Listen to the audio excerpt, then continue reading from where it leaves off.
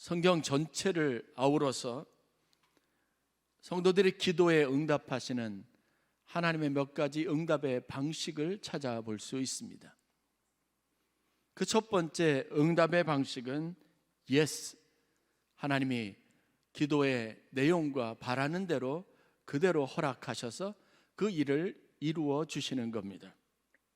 두 번째는 no 하시는 거예요.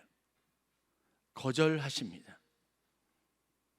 우리가 보통 기도 그리고 기도에 응답하면 하나님이 거절하신 것, no 하신 것도 응답이다 이렇게 여기기 참 힘든 부분이 있습니다. 그럼에도 불구하고 성경은 아주 많은 곳에서 no 하시는 하나님의 응답, 하나님이 거절하시는 은혜에 관련된 이야기를 전하고 있습니다. 그리고 또 하나의 응답 방식이 있다면 지금이 아니라 not right now, later. 미루어 두시는 거예요. 아브라함이나 초기 하나님이 부르셔서 믿음의 조상으로 세우신 사람들을 생각해 보면 그들의 삶에 하나님이 응답으로 주신 축복이나 약속을 보면 그들의 당대에 국한되지 않고 훨씬 더 한참 후에 몇 세대 뒤에 미래를 포함하고 있는 경우들이 많이 있습니다. 그러니까 하나님은 우리의 기도 소리를 들으시고 우리가 뭘 원하시는지 아시는데 지금 당장 우리가 다 체감할 수 있게 그렇게 응답하시는 분이 아니라 내가 맛보지도 경험하지 못할 다음 우리의 자녀들을 통해서 응답하시는 방법을 선택하기도 합니다. 혹시 여러분들은 지금 어떤 기도를 하고 있고 여러분들의 기도는 무엇을 원하는 것인지 한번 오늘은 점검이 필요한 시점이 아닌가 싶습니다. 정말 예스가 아니라 노라고 하는 하나님의 응답이 우리에게 좋은 것일까? 만약에 하나님께서 예스, 그래, 그렇게 해주겠다라고 그렇게 단언하시고 매사의 모든 일에 그렇게 우리에게 응답하신다면 이 응답이 정말 우리에게 유익한 것일까? 몇 가지 질문을 되짚어보고 뒤집어 보아서 생각해 보면 이 세 가지 하나님의 응답 방식에 대해서 우리는 맞다, 동의할 수 있는 부분이 상당 부분 있을 겁니다. 오늘 제가 여기에 서 있는 것도 하나님이 제 기도에 응답하시는 한 방법입니다.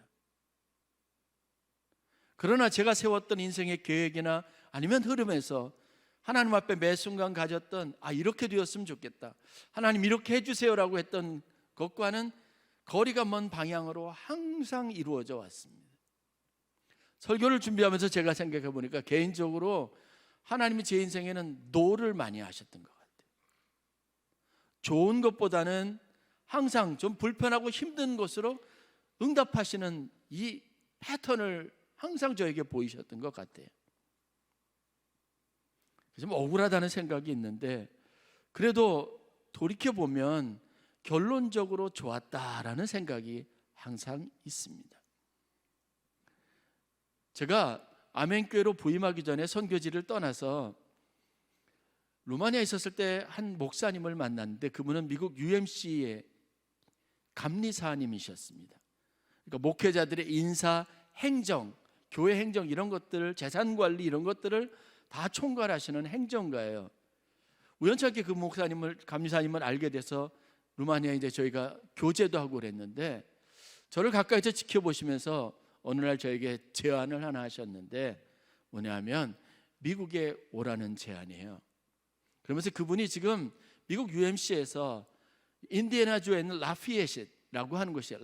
라파이엇이라고 하는 곳에 한인들, 유학생들이 많이 있는데 거기 퍼듀라고 하는 대학이 있었거든요. 거기에 교회를 하나 펀드를 만들어서 개척을 하려고 한다는 겁니다.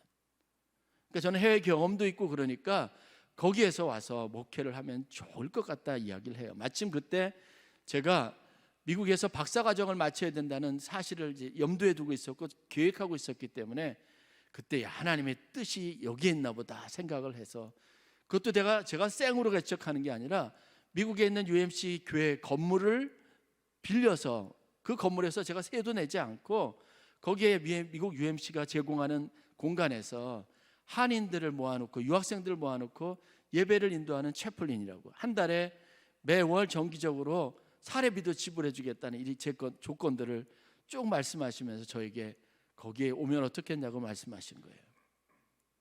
그리고 1년도 채 못 돼서 사실은 그렇게 준비를 하고 있었던 상황입니다.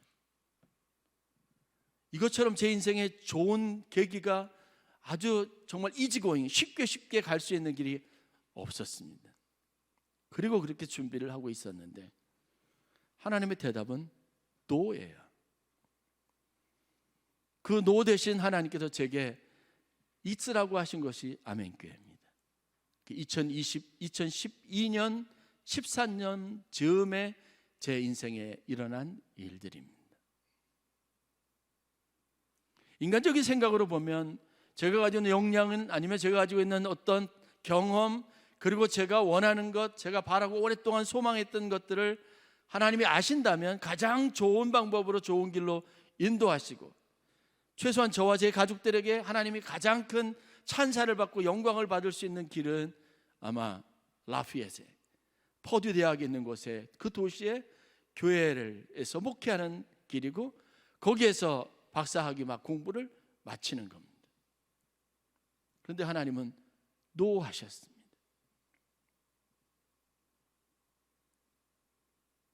처음에는 그 일에 대해서 받아들이거나 그리고 용납하고 수용하는 것이 사실 쉽지 않습니다. 지금 여러분들이 오랫동안 그렇게 하나님 앞에 기도하고 매달리고 때로는 금식을 하고, 아니 그 일이 1, 2년이 아니라 수년간 계속되는 기도 제목임에도 불구하고 하나님이 좀처럼 예스라고 하는 응답을 주시지 않고 later 아니면 no 하시는 이유에 대해서도 여러분들이 한번 점검해보고 되돌아봐야 할 충분한 이유가 있다라는 생각을 가져봅니다. 거기에는 하나님의 응답이 있습니다. 그런데 그 응답의 메시지가 no인 거예요. 아니면 좀 더 있다가 나중에라고 하는 겁니다.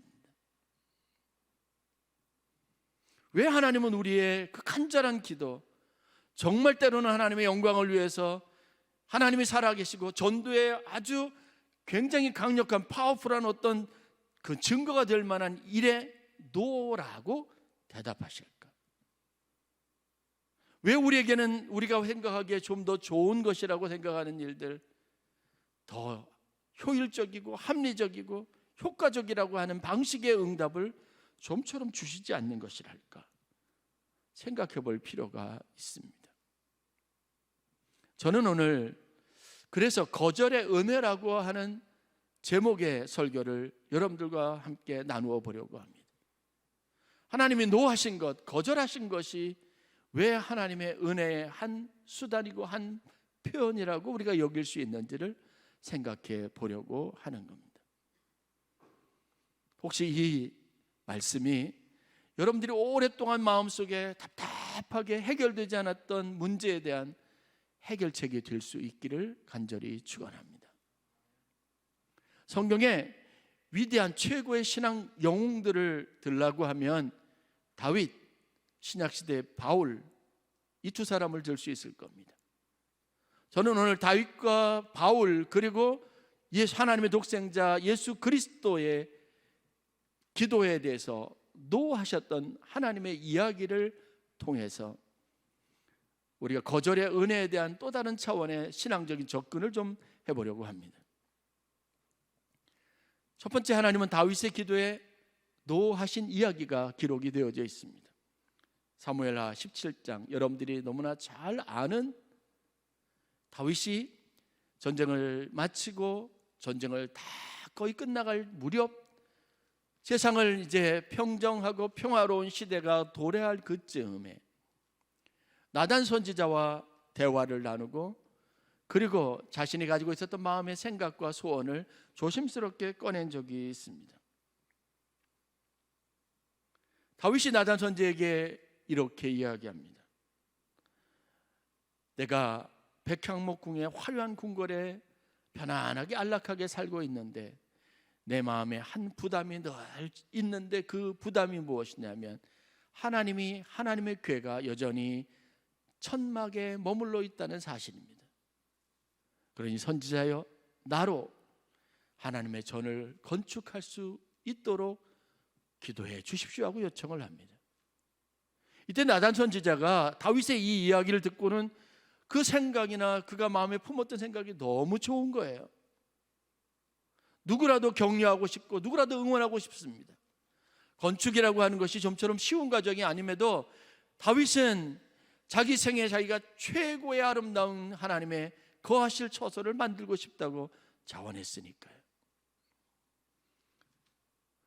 보니까 교회 건축이라는 게, 성전 건축이라는 게 여러분 마음 먹었다고 해서 되는 일은 아니더라고요. 아무나에게 허락된 일도 아닙니다. 이 이야기를 나단이 듣고 마음에 흡족하게 여기면서 이렇게 말합니다. 왕이시여 여호와께서 당신과 함께 계시니 마음에 있는 모든 것을 원하는 대로 다 하십시오.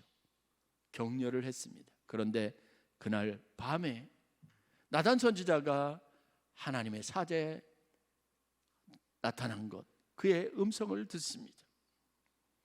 나단에게 나타나셨던 하나님께서 이렇게 말씀하십니다. 내가 나를 위하여 내가 살 집을 건축하겠느냐? 내가 이스라엘 자손을 애굽에서 인도하여 내던 날부터 오늘까지 집에 살지 아니하고 장막과 성막 안에서 다녔나니 이스라엘 자손과 더불어 다니는 모든 곳에서 내가 내 백성 이스라엘을 먹이라고 명령한 이스라엘 어느 지파들 가운데 내가 말하기를 너희가 어찌하여 나를 위하여 백향목 집을 건축하지 아니하였느냐 말한 적이 있더냐라고 말하면서 다윗에게 전하라고 합니다. 다시 말해서 하나님은 한순간도 내가 거할 화려한 백향목 궁전이나 성전을 지으라고 말하지도 원하지도 않았다고 말합니다. 오히려 나단 선지자에게 다윗에게 찾아가 이 말을 전하라고 하면서 하나님은 다윗을 위하여, 다윗의 자손들을 위하여 그에게 베풀어 주실 은혜를, 축복을 더 길게 말씀해 주셨습니다. 지금까지 존재했던 많은 위대한 자들처럼 내 이름이 많은 사람들에게 위대하게 해주시겠다고 말씀하십니다. 늘 떠돌이 생활하고 그들의 강력한 주권적인 나라를 갖지 못했던 그 백성들에게 심고 거주하게 하시고 그들을 뽑아서 다른 곳에 던지는 일이 없도록 안전한 나라를 세워주시겠다고 말씀하십니다. 주위에 있는 어떤 사람들도 그들을 해하지 못하도록 보호하시겠다고 말합니다. 심지어는 모든 원수에게서 벗어나 편히 살게 하시겠다고 다윗에게 약속을 주셨습니다.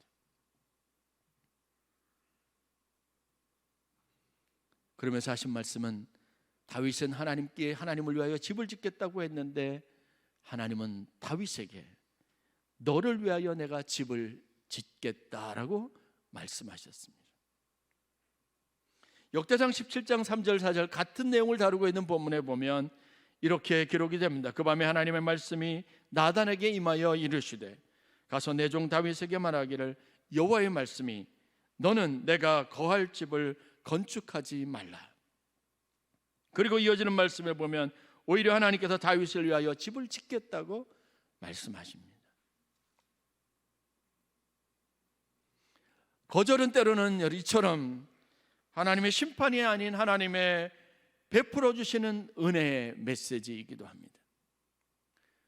우리가 좀 더 하나님 앞에 축복을 받고 하나님 우리에게 좀 더 건강을 주시면, 하나님이 내 기도에 응답하시면 더 능력 있게, 더 힘 있게, 더 많은 것으로 하나님을 섬길 수 있을 것이라고 말하고, 하나님이 내 삶에 축복하시면 내가 더 하나님의 영광을 돌릴 수 있을 것이라고 말하고, 그러기 위해서 하나님 나를 축복해달라고 요청하지만, 그러나 하나님은 그 기도에 응답하지 않고 거절할 때가 많이 있습니다.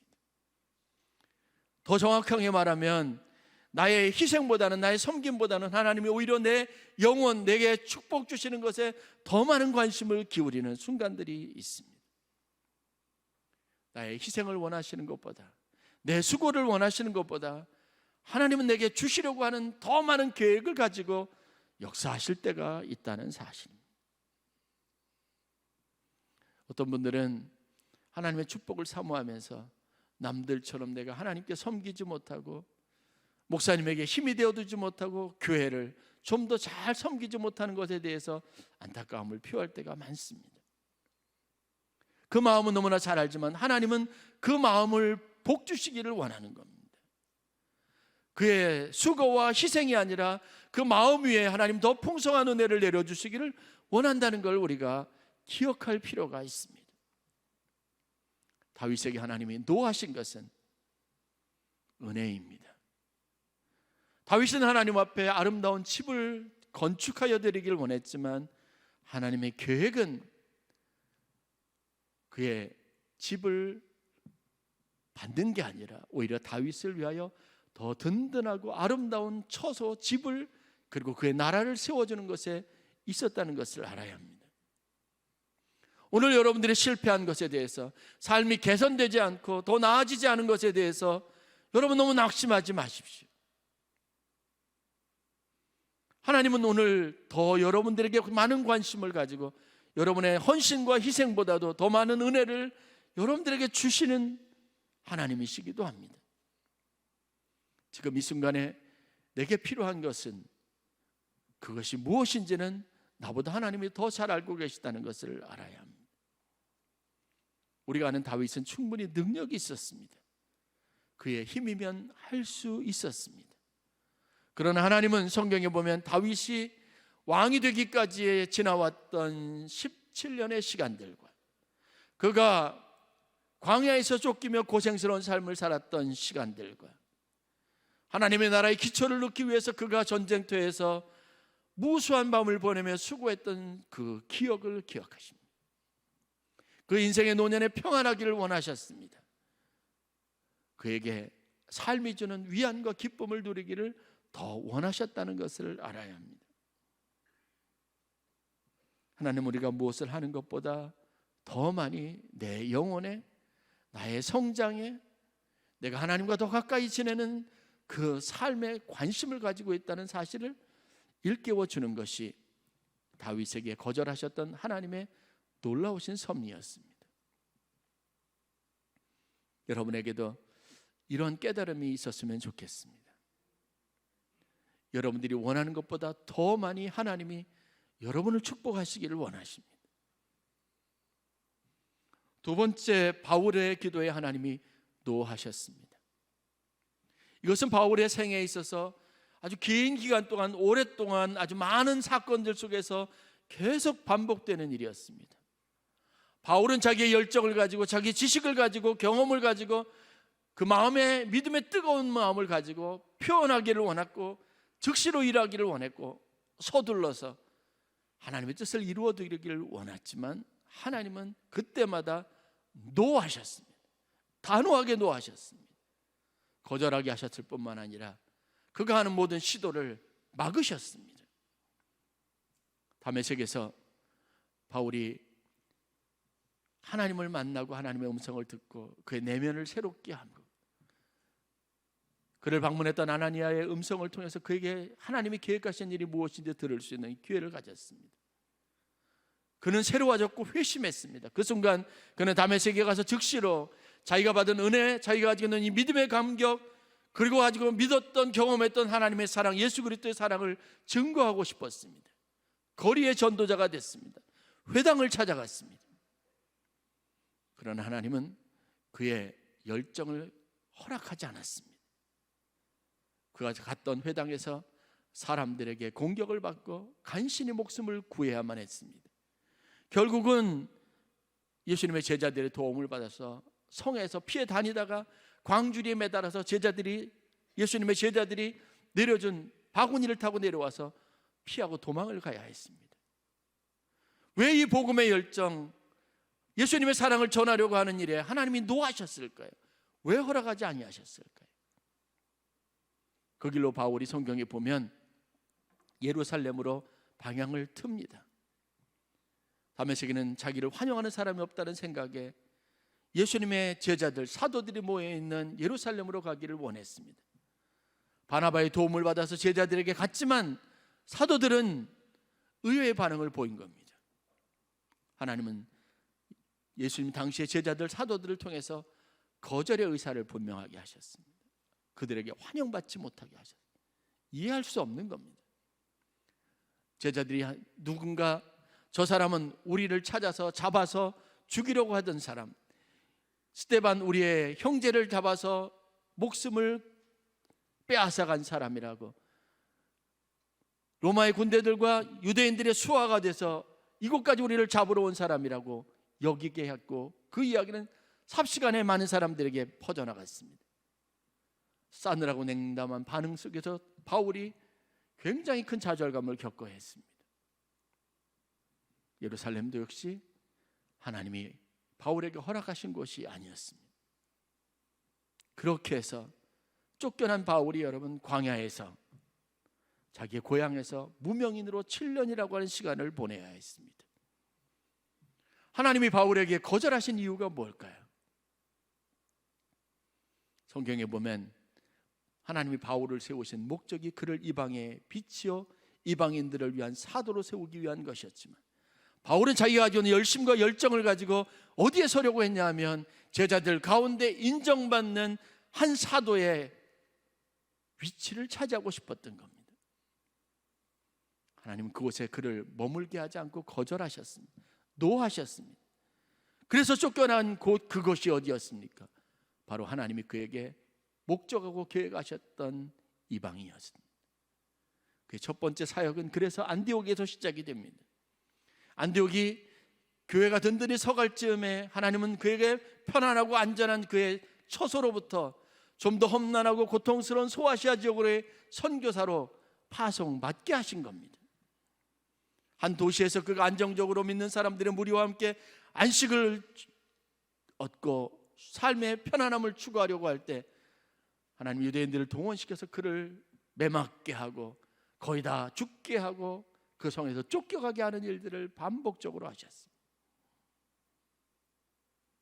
바울은 일평생 하나님의 거절을 경험했던 사람입니다. 우리가 아무리 열정을 가지고 하나님 앞에 선한 목적을 가지고 산다 할지라도 하나님이 내 인생에 나를 통해서 원하시는 일이 아니면 노하신다는 겁니다.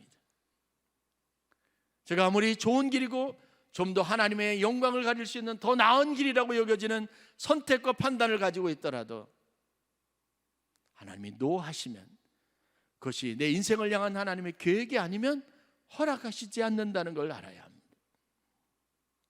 여러분들이 아는 것처럼 바울은 자기의 육체 가시를 제거해 주시기를 위해서 일평생 기도한 사람입니다.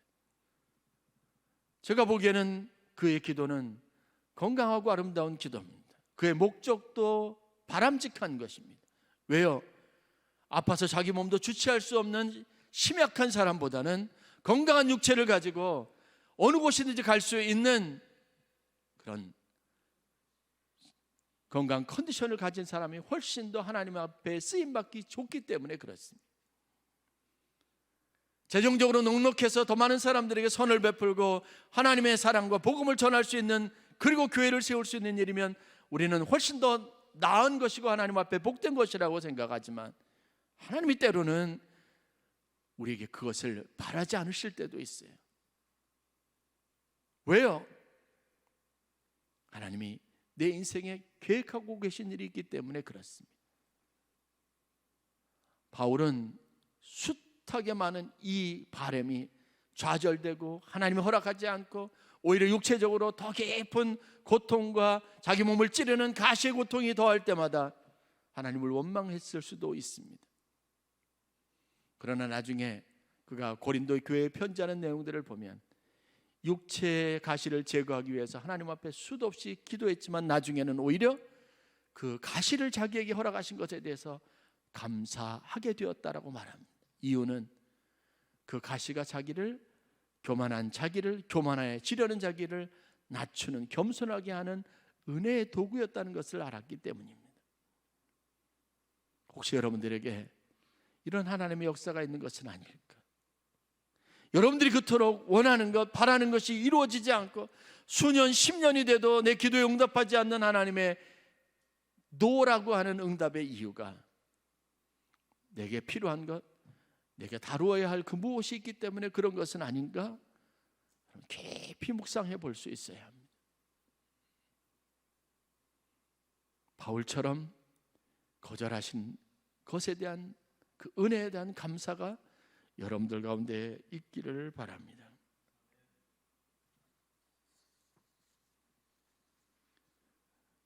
바울은 자신의 사역에서 자신의 의지와 뜻이 꺾여지는 경험을 많이 했습니다.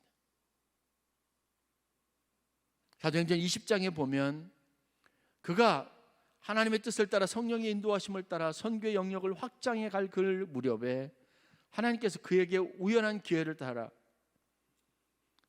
그가 가고자 했던 서바나가 아니라 다시 예루살렘으로 향하는 항해의 여정을 허락하신 적이 있습니다. 그러면서 앞으로 예루살렘에 가면 어떤 일이 벌어질지 알지 못하는 막막한 상황 가운데 있었을 때 밀레도라고 하는 섬에서 에베소 장로들을 불러놓고 당시 자신의 심정을 이렇게 고백을 합니다.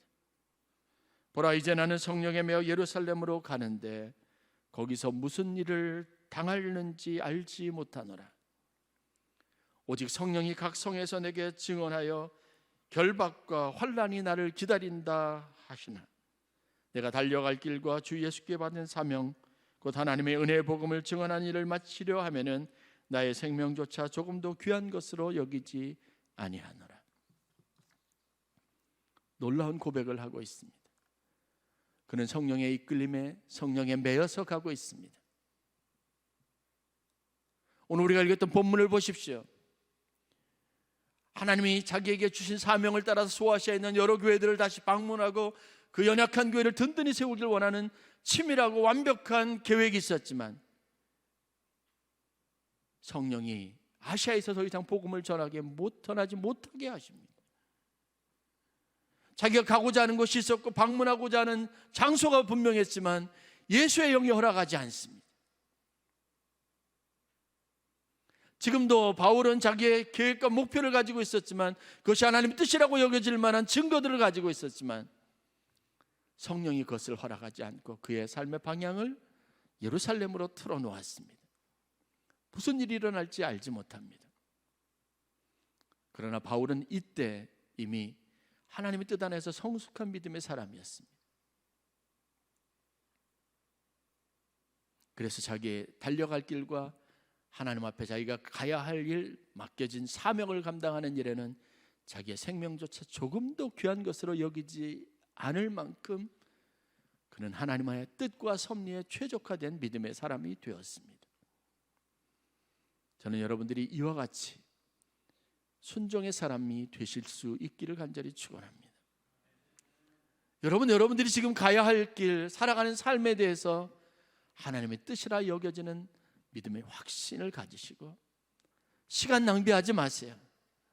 이 일이 헛되다고 여기고 마음에 근심하고 고민하고 갈등하고 번민하기보다 하나님이 내게 허락하신 이 삶에서 하나님의 뜻을 이루기 위해서 좀 더 많은 노력을 기울이고 기도를 쏟아 부을 수 있는 믿음의 사람이 되실 수 있기를 바랍니다. 하나님이 허락하지 않는 일도 내게는 복이 될 수 있습니다. 마지막으로 예수님의 이야기를 우리는 잘 압니다.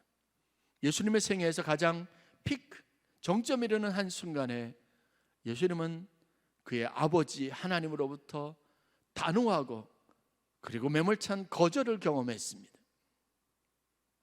좀처럼 마음에 혼란이었고 그의 여정과 길에서 조금도 머뭇거림이 없었던 예수님께서 마지막 날 잡히시기 직전에 제자들과 함께 감람산 겟세마네 동산에 오르셨습니다. 그때 예수님의 표정은 어두웠습니다. 마음에는 무거운 짐이 있는 듯이 보였습니다. 성경의 표현을 보면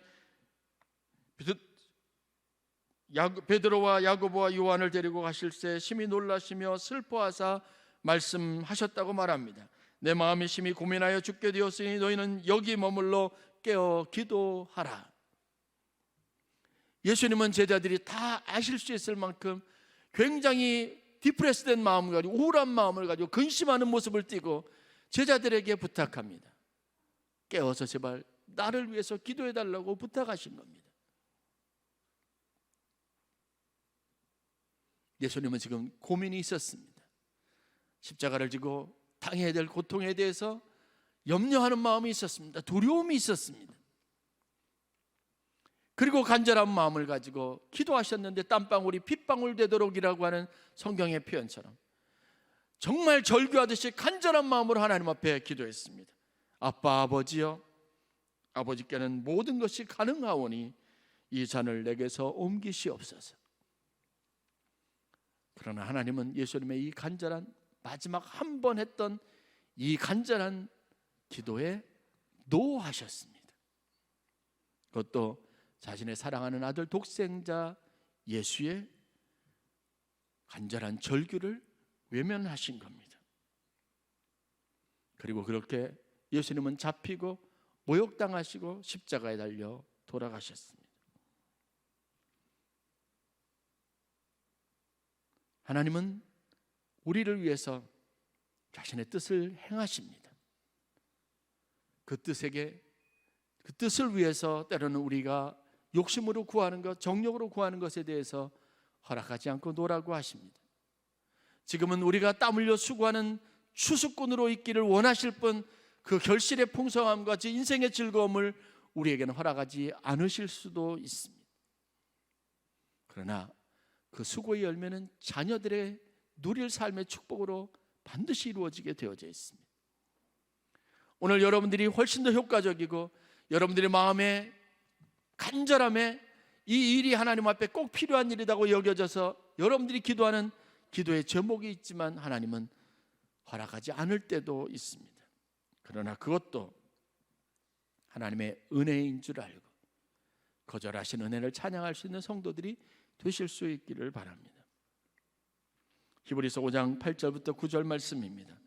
그가 아들이시면서도 받으신 고난으로 순종함을 배워서 온전하게 되셨은즉 자기에게 순종하는 모든 자에게 영원한 구원의 근원이 되시고라고 말합니다. 다시 말해서 예수님도 순종하셨다는 사실 때문에 우리가 순종하지 않을 많은 이유들을 더 이상 하나님 앞에 대지 못하도록 하시고 하나님의 뜻에 무조건적으로 순종하는 것이 옳다라는 정당성을 우리에게 요구하고 계시는 겁니다. 예수님이 당하신 고난으로 말미암아 우리 인생에 당하는 고난이 마땅히 당할 만한 고난이라고 여겨지게 하시는 겁니다. 하나님이 노하셨지만 하나님이 기뻐하시지 않는 듯 여겼지만 그것은 하나님의 놀라운 섭리와 계획 안에 이루어진 하나님의 응답이라는 사실을 믿음으로 받아들이게 하시는 겁니다. 우리의 상식과 경험과 논리를 뛰어넘는 이 위대한 하나님의 섭리와 계획을 믿는 믿음을 가지시기를 바랍니다. 그 믿음이 있다면 여러분 하나님이 노하시는 것에 대해서 너무 낙심하지 마십시오. 오히려 그 은혜로 감사하는 성도들 되실 수 있기를 바랍니다. 오늘 내가 만족할 만한 삶의 결과와 축복을 손에 쥐고 있지는 못하더라도 하나님이 반드시 내 삶에 혹은 내 인생에 아브라함이 믿음으로 바라고 견뎠던 것처럼 이삭과 야곱이 요셉이 믿음으로 참고 견디며 인내했던 것처럼 우리 다음 세대 우리에게 주실 영광을 바라보면서 오늘 수고의 씨를 뿌리는 일을 계속할 수 있는 성도들이 되실 수 있기를 바랍니다. 저는 아멘교회 하나님이 주시는 영광이 있다면 그 영광은 반드시 우리를 통해서 이루실 것이라는 믿음과 함께 우리가 아니더라도 하나님이 반드시 취할 영광이라는 믿음을 가지고 여러분들이 함께 오늘 필요한 일들과 수고를 아끼지 않는 결단이 있기를 원합니다. 여러분들이 만들어 놓은 환경과 여러분들이 쌓아놓은 기도의 분량 안에서 여러분의 자녀들이 성장하고 자랄 겁니다. 그들이 하나님의 거룩하심을 볼 것입니다. 우리가 많이 수고하고 애써서 이루어놓은 이 환경 속에서 우리가 쌓아놓은 기도의 울타리 안에서 다음 세대들이 믿음의 자양분을 공급받아서 양육받고 성장하고 아름다운 결실을 거둘 수 있는 축복이 있을 수 있습니다. 지금 하나님이 거절하셨다고 해서 우리에게는 허락되지 않았다고 해서 낙심하지 마십시오. 바라기는 내 삶의 모든 순간 모든 일들이 하나님 앞에 의미 있으며 하나님의 뜻이 내 삶 속에 이루어진다는 믿음을 가지고 오늘 여러분들이 최선을 다하고 믿음의 선한 싸움을 싸우되 낙심하지 말고 절망하지 말고 여러분의 모든 것을 다 하나님 앞에 온전하게 섬김의 도구로 드리는 삶을 살아가는 성도들이 되실 수 있기를 바랍니다. 분명한 것은 하나님의 거절도 하나님이 우리에게 주시는 응답입니다. 그래서 우리는 오늘 거절의 은혜라고 하는 이 단어, 이 표현을 붙잡고 다시 한번 우리 삶을 재조명해보고 우리의 기도를 새롭게 할 필요가 있습니다. 저와 여러분이 이 은혜 안에서 새로워지는 은혜가 있기를 주의 이름으로 간절히 축원합니다.